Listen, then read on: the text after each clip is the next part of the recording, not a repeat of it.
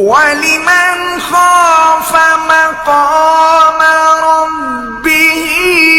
جنتان فبأي آلاء ربكما تكذبان ذواتا أفنان فبأي آلاء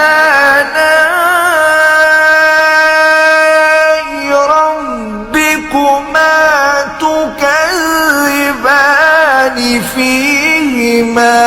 عينان تجريان فبأي آلاء ربكما